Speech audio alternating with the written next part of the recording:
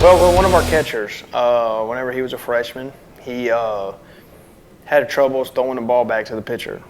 And you know, he's sitting there and he's throwing the ball and it's bouncing and he's throwing it over his head and it's going to the right and it's going to the left, and the pitcher's like, "Hey man, you know, what are you doing?" Kind of like the same thing Chipper was doing to me. He's like, "Hey man, hit me in the chest." Well, you know, he's thinking that it's something with his arm and he's thinking it's this, and you know, he's not really attacking the question at hand. The big thing that I was able to help with is I've seen it before.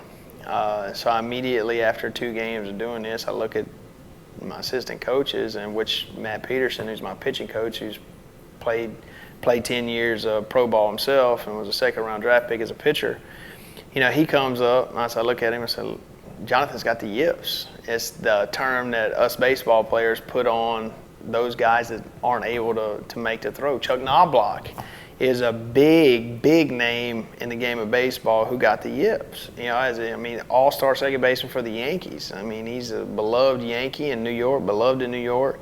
I mean, you're talking about a 12-year big league veteran whose career comes to a halt over the yips. Couldn't throw the ball from second to first, just couldn't do it. And it's a mental block. And I was able to recognize it early. I went to his parents, I said, "Listen, he's got a problem. It's not his arm. It's not his arm that's hurting. It's not this. He has the yips, and it's a mental problem." And you know, they're like, "We've never heard of this." I was like, "Well, you need to find somebody. You need to find a psychiatrist or somebody that deals with mental stuff to help him." And that's when they contacted you, and and that's how we were introduced to each other.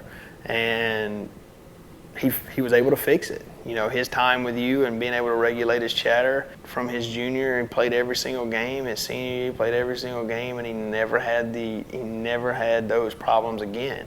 He was able to overcome it. And I know it wouldn't have been possible if it wasn't him being able to understand that he needed to regulate his chatter. To be honest with you, if I wouldn't have known that it was something mental or haven't seen it before or experienced it myself, he may have never fixed it.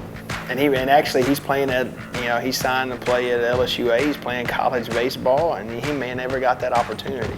EQ for young athletes. Parrish is one of the leading providers of EQ education and skill-based development for athletes.